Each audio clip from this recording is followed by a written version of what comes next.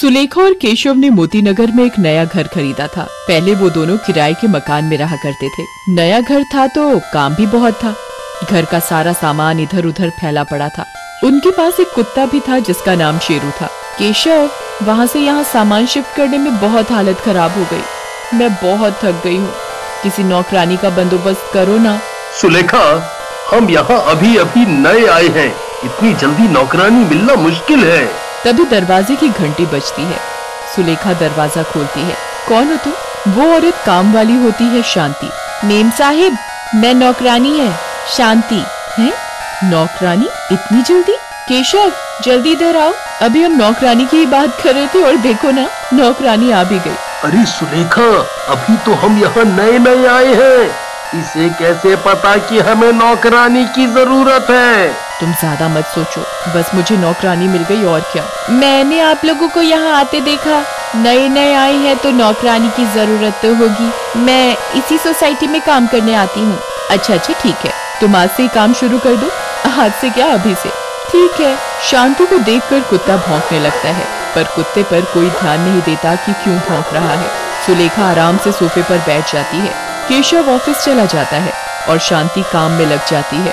सुलेखा को ये पता नहीं था कि वो नौकरानी नहीं, एक चुड़ैल है। दिन में वो नौकरानी बनकर रहती और रात को चुड़ैल का रूप ले लेती। मालकिन, मेरा कोई रहने का ठिकाना नहीं है। मैं बहुत गरीब हूँ। क्या मैं यहीं रह सकती हूँ आपके घर में? ठीक है, रह तो सकती हूँ, पर यहाँ ज्यादा जगह तो है नहीं।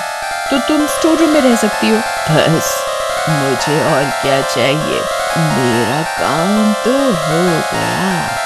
सुलेखा को शांति कुछ अजीब सी लगती है, पर वो इतना ध्यान नहीं देती और अलमारी में कपड़े रखने लगती है और शांति रसोई घर में काम कर रही होती है। शाम को केशव भी ऑफिस से घर आ जाता है। दोनों खाना खाकर सो जाते हैं। सुलेखा और केशव सो रहे होते हैं तो सुलेखा को कुछ आवाजें सी आती हैं, तो वो उठ जाती है। ये अजीब सी आवाजें कहाँ से आ रही हैं? उठकर देखती हूँ कौन है। कोई नहीं होता। आवाजें भी बंद हो जाती हैं, पर कुत्ता अभी भी भौंक रहा होता है। इस शेरू को क्या हो गया है? जब से यहाँ आए हैं बहुत भौंक रहा है। पर जो आवाज मैंने सुनी कहीं से तो आ रही थी। चलो छोड़ो, नौकरानी होगी। फिर सुलेखा वापस अपने कमरे में जाकर सो जाती है। फिर तभी वो खटखट की आवाज जोर जोर से आने लगती है। अरे हद हो गई, ये काम वाली भी ना पता नहीं थी रात को क्या कर रही है। सुलेखा काम वाली के कमरे में जाती है।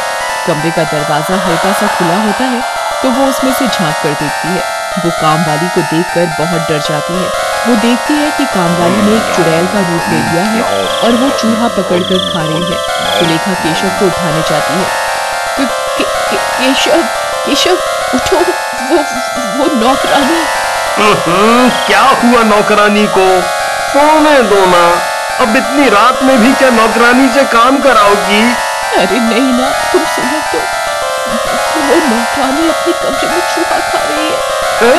सुलेखा, तुमने कोई बुरा सपना देखा होगा। सो जाओ और मुझे भी सोने दो, सुबह ऑफिस भी जाना है। क्या पता मैंने जो देखा वो मेरा वहम है। फिर सुलेखा सो जाती है। सुलेखा सुबह उठती है तो शांति रसोई में बर्तन धो रही होती है और शांति का चेहरा भी नहीं दिख रहा होता। शांति, केशव और मुझे किसी काम से बाहर जाना है अभी, तुम जल्दी जल्दी काम खत्म कर लो। शांति डरावनी सी आवाज में बोलती है। ठीक है मेम साहब। इस शांति को क्या हो गया? अभी तक तो इसकी आवाज ठीक ठाक थी, अब इतनी बदल कैसे गई? सुलेखा और केशव दोनों बाहर चले जाते हैं। जब शाम को घर लौटते हैं तो देखते हैं कि घर का दरवाजा खुला है और शांति रसोई में उनके कुत्ते शेरू को खा रही है। ये सब देखकर सुलेखा केशव को बुलाती है। केशव, वो अब क्या हो गया? अभी तो तुम ठीक थी, अभी घर में आते ही क्या हो गया? वो शांति हमारे कुत्ते शेरू को मारकर खा रही है। केशव अंदर जाकर देखता है तो शांति रसोई में पोछा लगा रही होती है। सुलेखा, तुम्हारा दिमाग खराब हो गया है।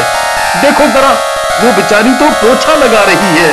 सुलेखा को कुछ समझ में नहीं आता कि उसके साथ में क्या हो रहा है। फिर वो अपने शेरू को देखने जाती है पर उसे शेरू कहीं भी नहीं दिखता।